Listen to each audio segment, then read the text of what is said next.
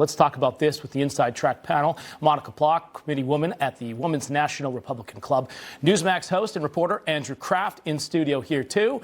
Rebecca Walser, financial advisor and author of Wealth Unbroken. So we've got quite the team here to break this all down.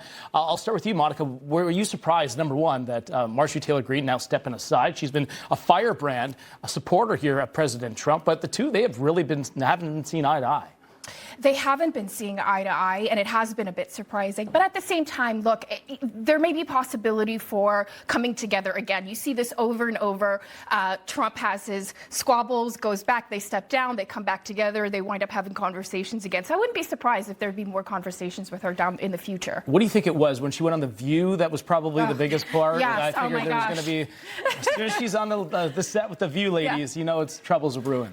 Yeah, I don't know, John. This is shocking. Obviously, it shocked everybody. And it really shocking because the Epstein files obviously got voted to be released. So, like, that would have been like a dead issue, a moot point. Why are we even worried about this anymore? So, I don't know. I feel like there's more to the story underlying. I don't want to speculate, but I have a feeling that we're going to be hearing more about why she's stepping down in the coming days. Yeah, Andrew, let's talk about the political ramifications, though, because if you don't have that seat voting on some of these key things that are coming up before the 2026 midterms, could that be a possible problem here for the GOP? Yeah, this makes Speaker Mike Johnson's job a lot harder. She didn't even give him a heads up. I think this just underscores Greene's disillusionment with the institution of Congress. She's been telegraphing this a while, and this was kind of the crux of her disagreement with President Trump.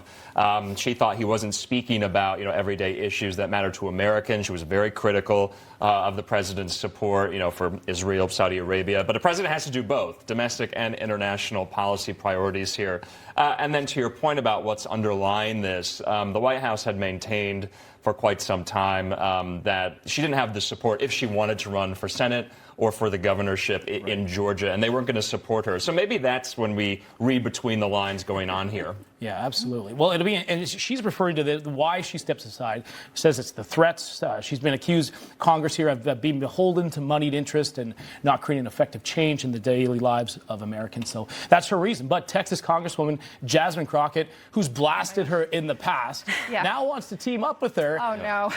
Do you think MTG is actually done with politics, or do you think that potentially she's maybe going to change teams? She might change teams. There may be other opportunities on a national scale. Also, we have a lot of elections coming up in Georgia as well. So there may be more opportunity for her down the line. We'll see which way she goes. Yeah. John, I just want to say, if she changes teams, it's going to give so many MAGA people such a gut punch, because it's like, if you're not true to your core values, then who are you? Right. We can't believe in politicians as it is, but if you have someone as extreme as she was on the MAGA right, not true to her values and switching sides, I mean, that is just, who are you? Where is your fundamental belief? So at the end of the day, we have to believe you have something that is immovable about you, and if that's not the case, then I hope she's unsuccessful if she switches teams completely. Yeah, to that point, I mean, everyone loves a political comeback, but once you recede from the political sphere, it's very hard to do that. And I would make the prediction that, I mean, she could just kind of go off into the political wilderness, and we may not hear from her again. I mean, once you don't have, the power as you do in the House, that platform, it's very, very hard to make yourself relevant. And just let's talk about the platform, the Democratic platform. What is it? I mean, she wants to align herself with the AOCs of the world, really. She is a Republican trying to switch sides. Is she really going to go that extreme? That's the question that I have about this whole thing. Yeah, and a lot of people have been... A lot of people have been saying... It's too much. It's like, really, you want to align yourself with these kinds of people? I doubt that I think voters will see right through it. Yeah, I doubt she'll switch parties. Yeah, I don't see that I happening. agree. Let's move on here to the other big story of the week. We had the big meeting. We had Trump, Mamdani. We built this thing up like it was going to be a headline event, but in fact, it was totally the opposite. Watch this. Are you affirming that you think President Trump is a fascist? I've spoken about... That's okay. You can just say yes. Okay. All right. Okay. It's easier. It's easier than explaining it. I don't mind. Do I sense a little bit of a bromance brewing there between President Trump and Mamdani? But, obviously they're going to do this in front of the cameras, try to make sure that everybody sees that there's going to be a relationship there, because they will have to work together. What was your main takeaway from this? Do you think that Mamdani's going to be able to work with Trump? My main takeaway is that politics is exactly that. It's politics, and it's all a stage, right? It's all, the world is a stage, and they're playing on it. But honestly, this is the largest city in the United States that a socialist has been elected to, let's be honest. And I think that Mamdani has already softened his tone, already talked about alternatives. I mean, so it's like the second you get elected and you have to actually govern, your rhetoric changes and you become like more of a centrist. And it's happening to him. And Trump, to his credit, he has to work with this mayor. So we have to deal with it. We were talking about this earlier. Funny, on Meet the Press earlier this morning, Mamdani's already talking about alternatives to the corporate tax. Right. Which tells me that he's pushing back on his campaign. You have young people, Gen Zers, millennials, believing what Mamdani campaigned on, right? 1 in 10 Trump voters was a Mamdani voter. So it just questions the credibility here. Well, I mean, voters signed up for this, though. They wanted Mamdani, and he's not likely going to be able to do any of this stuff, Andrew. And you already see him walking back his campaign promises. How long does this guy stay in office if he can't come through with He this? can't come through with anything. Yeah, I mean, the flexibility he's showing, the moderation he is showing, that's just political pragmatism. And so we may see that. But back to Trump and Mamdani, and a lot of conventional wisdom was forming after this meeting, that the Republicans wanted to use Mamdani as the new face of the Democratic Party, the boogeyman going into the midterms. And some Republicans, it was reported, they're concerned that message was undercut because of the kind of gushing love, bromance relationship we saw in the Oval Office. Maybe that's a little overblown, and time will tell on that. But I think it's really, really important that you're right. Trump and Mamdani, game meets game. Trump loves a winner. Trump loves a showman. He's also kind of like the mirror image of Trump, if you will. It's very, very kind of psychologically to your strange. point, Right. he wants to see give and take. You see President Trump doing that a lot, and he's now given that stage, and the both of them ultimately want to see New York great again. It doesn't help, John, that multiple millionaires, dozens and almost hundreds of millionaires have made calls to Florida and Connecticut to find places outside of the city. So, Texas, and, too. Texas. Yeah. I mean, Texas Stock Exchange is coming to Dallas. We're not in jail. We can vote with our feet. We can move and get out of here. So it doesn't help him that people are like, I'm out. The millionaires are leaving. 35,000 people that make up 40% of the population of those millionaires that he wants to tax. Yeah. Exactly. Go ahead, Andrew. Well, yeah, and never underestimate Trump. We could get a Truth Social post tomorrow morning undercutting all of this, cutting Mamdani's legs out from under him. Right. So. Correct. It doesn't take long, Trump. No. We're always watching to see what he says there on Truth Social. We're going to have another Inside Track panel come up at 11 o'clock. Stay with us all for that. John. Let's bring back Monica Plock and Rebecca Walser. We were both of you were listening to that conversation there. Do you think that the parents should have the power to make these decisions? I would think that they should at least be involved in the decision, or why let these unions decide? John, I'll make 2 points to Senator Cassidy's interview. First of all, illegal. Elizabeth Warren used the term illegal, and that is exactly the problem. There is so much ingrained, and our teachers have a right to their job, not our children have a right to their education. So right there, we have to reverse osmosis, reverse engineer, and say, no. You don't have a right to be an educator unless you're actually educated. I do want to make 1 point, no disrespect to Senator Cassidy, but as a mom, if you want to tell me that vaccines are not a causal effect of autism, then you also need to explain to me why our autism rate has gone up so absolutely, statistically impossibly over these last 20 years. As the vaccines have increased, the autism rate has gone off the chart. And I'm not saying it's a causal link. I'm not a scientist. But you can't, as a politician, go out there and say, this is not it. So go ahead and vaccinate your children. But you're not telling us or explaining why has it gone up so much. So that is a problem. Do you think more research needs to be done? Absolutely. We have to understand, if we don't do something about it, the projections are that we'll have 1 and 2 babies that will have autism, and by 2035 or something outrageous. So this has got to be worked out. And you can't just, as a politician, I don't care if it's President Trump, you can't just say it doesn't cause it, go get your kids vaccinated, because moms like me are saying, wait a second, the vaccine schedule used to be 8 in the 1970s and now it's 55. And this is what's happened. So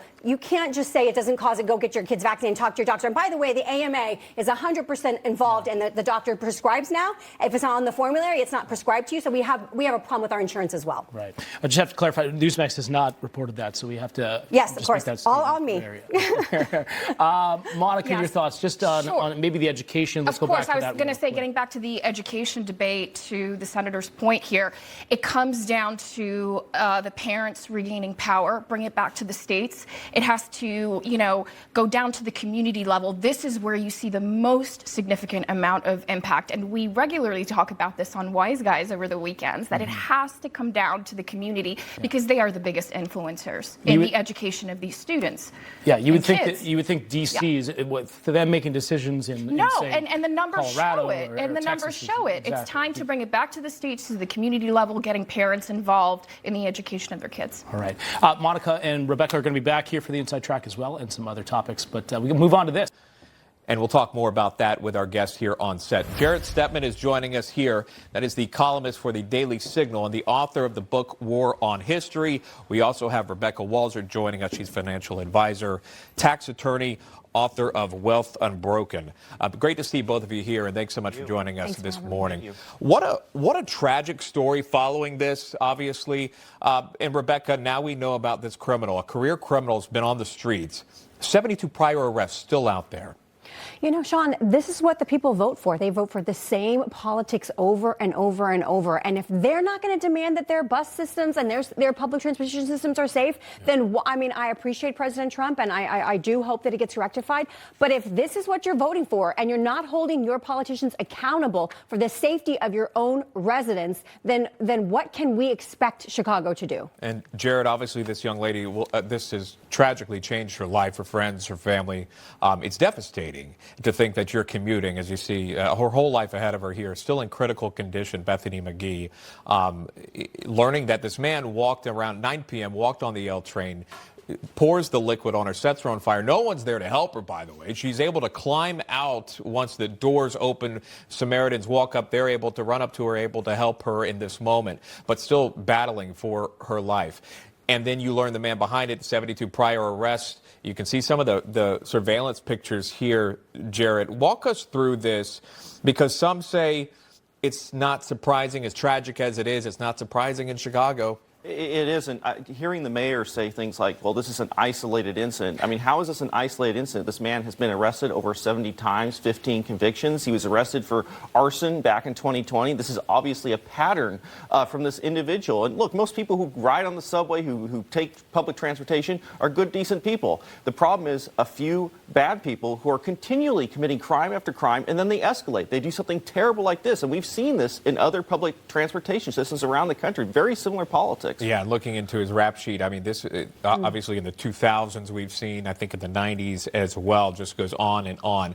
We'll follow that story very closely. Meantime, we're following this story, an unexpected friendship between President Trump and New York City Mayor-elect Zohran Mamdani. Here's a photo of it with a cordial face-to-face meeting at the White House.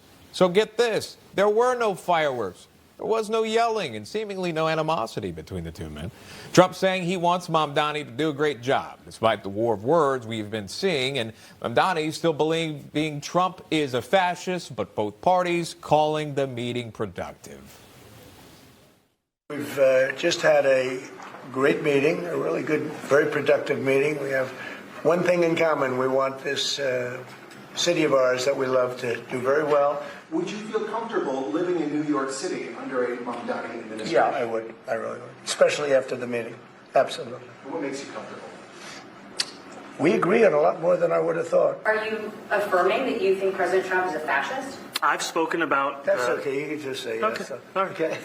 It's easier. It's easier than explaining it. I don't mind. What a moment. I got to say, there was some jokes, as you saw there. Ultimately, the two believing the meeting was successful. But following the meeting, Mamdani sitting down with NBC's Meet the Press, doubling down on his belief that President Trump is a fascist. Mr. Mayor-elect, just to be very clear, do you think that President Trump is a fascist? And after President Trump said that, I said yes. And so you do? And that's something that I've said in the past. I say it today. And I think what I appreciated about the conversation that I had with the president was that we were not shy about the places of disagreement, about the politics that has brought us to this moment. Everything that I've said in the past, I continue to believe. And that's the thing that I think is important in our politics. So despite the productive meeting, Mamdani's opinion of Trump seemingly not changed at all. We'll bring back in our special guest, Jarrett Stepman and Rebecca Walser. Such an interesting moment, right, Rebecca? Because everyone's waiting. They're waiting for this big blow up in the Oval Office, the shouting of back and forth. And you didn't get that, though no positions changed on a perception of the other, but this seemed cordial.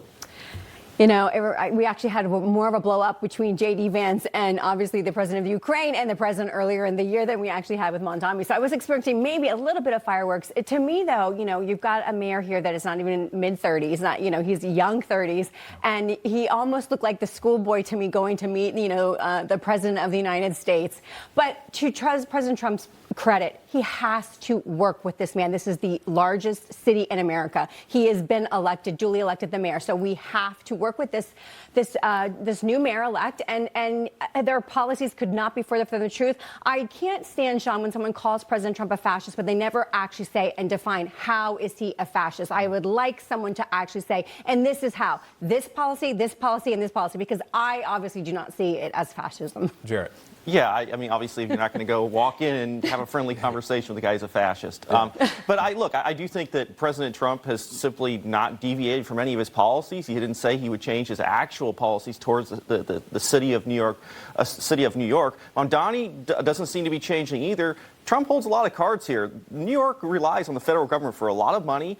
Public safety, Trump will probably continue some of the ICE raids that have gone on in the city. He's been willing to work with the previous mayor, Eric Adams, in the past. It's possible Mamdani takes a similar route. I sort of doubt it, but you never know, and Trump's leaving that door open. Yeah, I found it fascinating, too. You've got a very young Mamdani, 34 years old, I believe, somewhere right around there, comes in the office. It's not just President Trump, who's a multi-billionaire. His name's all over Manhattan, but Treasury Secretary Scott Bessent, who wasn't the Treasury Secretary prior, very powerful, wealthy man, obviously, big as far as the economy goes, and you've got all these powerful people right there in that room with Mamdani. Just an unreal moment. But again, smiles, and they were very cordial. Rebecca, Jared, please stick with us if we can.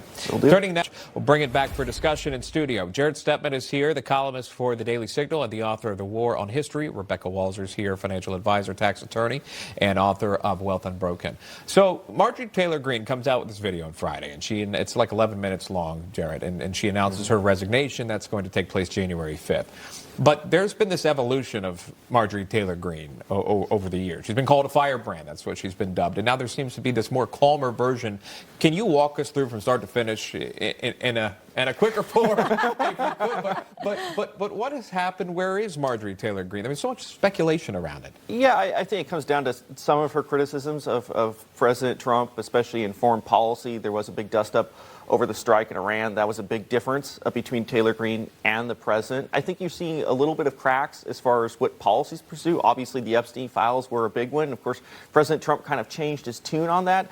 And I do think that she is sort of preparing the debate ahead of 2028, that this really, she can't directly challenge President Trump, who remains very popular with the Republican base, but she can kind of shape the narrative and discussion of issues that she thinks are important heading into 2028. So I don't know if she's going to be running for president, but she may be very much prominent in the media talking about the issues she cares about. And what's next for MAGA Republicans? Because that name was synonymous at one point with the red hat, with the MAGA Republicans. And there is a shift in that. What does that do to the MAGA Republican Party? Yeah, Sean, I mean, I feel like that she was very, very vocal as a MAGA Republican, and Trump they had a great relationship, and they had each other's support and backs. And obviously, as the Epstein files became a division, that became an issue. Other foreign policy things became an issue. You know, you can't be so extreme in your positions that you can't govern in the whole of the United States. And I think that's the issue with President Trump. He really does believe at his core, I believe, some of these MAGA principles, but he does have to govern the entire United States, and 50% of the population, you know, didn't support him in the election. So unlike the counterparts that seem to only care about appealing to their base, I think he does want to be more centrist. And I think that brings our country together, and we need to bring our country back together after everything that's happened in these last, I would say, since 2016. So as far as what happens with MTG, I mean, I just want her to remain true to her principles. She went on The View. You know, there's some speculation that she could go into the other direction. I don't believe that for a second. I believe at the core she knows who she is, and as long as she stays true to her principles, then she'll have a voice. But you think she's done with politics? I mean, I don't know. I think that, you know, you can always get back together, like Elon and Trump back together. So I'm hoping. I think she's going to continue to shape politics, even if she's not directly running for office. Sure. She's going to be continuing to promote her vision. Again, 2028, It seems like a long ways away, but already there are people trying to shape what exactly the message is going to be for the Republican Party going forward, and I think she's going to be part of that. She still has a voice for sure, as of this moment here in terms of politics. All right, Jared, Rebecca, stick with us if you can. We're following this story as well. Border Patrol stepping up its presence and pressure. This at the California-Mexico border. This as a surge of smugglers are attempting to enter the U.S. through the sea in that area. Correspondent Joe Moeller live in Anaheim, California. He has the details. Joe, good morning to you. Hey there, good morning to you, Sean. That's right. The city of San Clemente here in Orange County is now working to finalize a lease that would allow Border Patrol to install cameras along the coast to monitor for the smuggling boats coming up from Mexico. Now, we've been seeing that the border, there's been work on it. It's being improved, and it's cut down the number of people crossing the border down there between the U.S. and Mexico. But the number of boats coming off the coast with illegal immigrants hasn't changed. On November 19th, 17 illegal immigrants were apprehended off the coast of San Clemente. Sailors detected a lights-out panga-style boat near the San Clemente Island. The San Diego Marine Unit stopped that boat in the middle of the night, carrying 17 nationals. These photos were released from DHS. Now that happened just after 4 people died when a smuggling boat capsized off the coast of San Diego, November 14th. For years, cities along the coast between Los Angeles and San Diego have dealt with these type of smuggling boats. The city of San Clemente is 70 miles north of the border. That is one city that continues to deal with it. Well, now, according to the Orange County Register, the city council is finalizing a long-term lease that would allow for Border Patrol to install cameras on a hilltop in the area and potentially at the end of the pier. It would be a $1 million camera system from Border Patrol. Some Democrats have been calling for people to protest this idea, but some residents are welcoming it. The broad adoption of surveillance technologies is a significant privacy concern for local residents. For the safety of these citizens, shouldn't we be surveilling more? Just 2 weeks ago, outside of my apartment in South San Clemente, I witnessed a illegal panga come in, almost crash into kids surfing and boogie boarding into the waves. They have no regard for them. Well, this would be the first city here in Orange County to install this type of system. There is another city down in San Diego County, Imperial Beach, that has something similar. The next city council meeting for the city of San Clemente is set for December 9th. Sean? All right, Joe Moeller reporting from Anaheim, California with that. Joe, thank you. Jared and Rebecca are back in studio with us here. And Rebecca, this is one of those moments where there's a lot of concern, obviously, for the residents in that area. You heard from many of them speaking up in that area. There's a lot of concern. There's always also this pushback, right, about enforcing border immigration laws.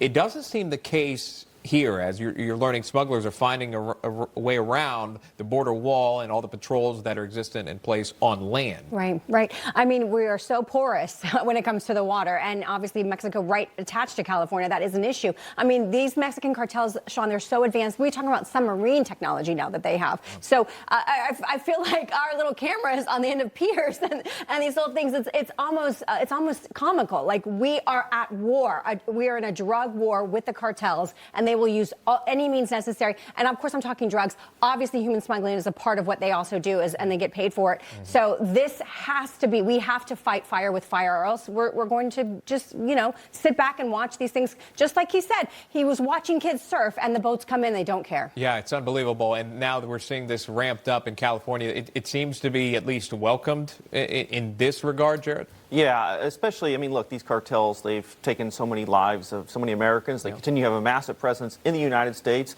Certainly in Mexico, they continue to have a massive presence, and they're a huge threat. I mean, unfortunately, many of them are nearly wedded to the Mexican government in many cases. Shutting down the border has been a big deal, but this shows why the continued deportations still matter. I know some Americans are not happy with that, but if you want to get rid of these issues, you have to continue those efforts, and that's why the Trump administration continues to do that. Jared, Rebecca, please stick with us if you can. Bring it back on set. Jared Stepman is with us, columnist for the Daily Signal and the author of The War in History, and Rebecca Walser, financial advisor and a tax attorney. Thank you both for being on. Jared, I'd like to start with you on this. Obviously, through Kilmeny's report and what's happening in Minnesota, Governor Walz, but the president calls him Waltz, either way, clearly not happy with what's happening there. Yeah, absolutely not happy with what's happening there. It's interesting to see so many sort of defending what's saying that President Trump is in the wrong to go after this particular program. I don't hear nearly enough about how can we protect American citizens and taxpayers from funding terrorism in this case. There are a lot of people there who committed an enormous amount of crimes, squandered U.S. dollars, taxpayer dollars, and sent them to a terrorist group abroad. That seems like a very big problem in Minnesota, and I really don't hear enough about what we're doing to address that rather than saying, well, these people are being oppressed, because they're clearly not. Yeah, and going back to that, Rebecca, as a whole, of looking what's happening, obviously, in Minnesota, obviously this is a big issue, but it is, in some regards, a local issue, because that's where they're enjoying the TPS, the temporary protected status.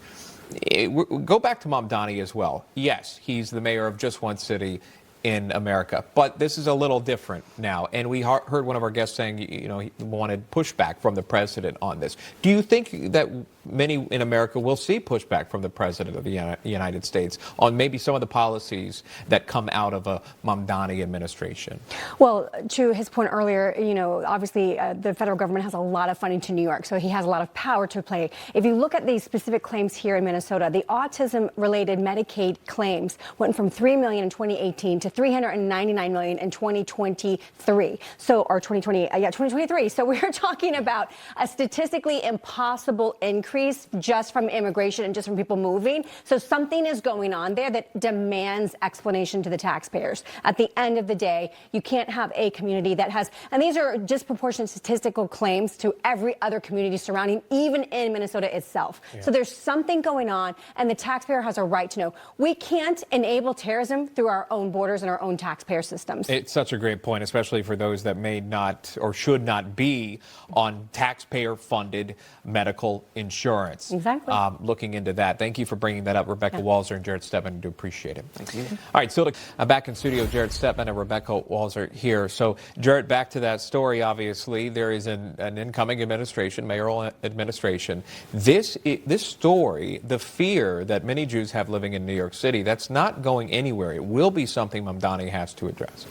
Yeah, let's hope he addresses it in the right way. I think it's right to be afraid that we're going to see more incidents like this in front of a synagogue. I mean, there's a place to protest, and you do have a right in this country, but the actions that took place there, I think it's very just that the Department of Justice has come in and started to investigate that. But there's fear this is going to ramp up. I mean, Eric Adams has been much more positive towards the Jewish community in New York. The incoming mayor, not so much. And maybe that's part of what actually encouraged this, and that's what I fear going forward. Yeah, and Rebecca, I mean, I hate to even bring this up, but sometimes when you cover these stories, you see it, you say, okay, this is at a Jewish synagogue, or this may be at a Protestant church. You kind of pick apart different religions and different places of worship, and you say, now, would this get that type of protest at this place of worship like we're seeing at this Jewish synagogue? Unfortunately, I don't think they're one of the most persecuted races in the history of time. So I don't think that you can make a comparison. But if there was a mosque attack, I would expect and I would advocate for just as strong of a denouncement, because we have under the First Amendment a right to practice our religion, and we should not be afraid to do so. I am absolutely looking for Mamdani to set the record straight and say this will not be tolerated in the city, and whether he's a Muslim or not, he is going to represent the values and the traditions of Americans, and the free exercise of religion is at the top. Yeah. Jared, final thoughts on that. And obviously, for those that are protesting, to that point, you don't see protesters outside of a mosque. You're seeing it outside of a synagogue. How quickly would the heat have been turned up, if you will, looking at what happened? I mean, you see Stop the Genocide Brooklyn out of Palestine. You see some of the signs out here. I mean, this wasn't just a couple of people making racket. This was big. Well, I mean, it was something that was criticized of Mamdani during the campaign. He wouldn't condemn those who said globalize the Intifada. That's what these people are saying. Look at that sign real quick. Israel has no right to exist. So if you're wondering what they're standing for, the writing's on the wall. The writing is on the wall. And frankly, the incoming mayor could clamp down on this. He could come out forcefully against this. But so far, he's refused to do so. That's why many people are fear that this is just going to ramp up. What's he going to do with the police when these situations arise in the future? I think we're kind of seeing it already. Yeah, that's a great point. All right. Thank you very much. I want to say thank you to Rebecca Walser for joining us today. We appreciate that, Jared Stepman. Thank you. Thank you.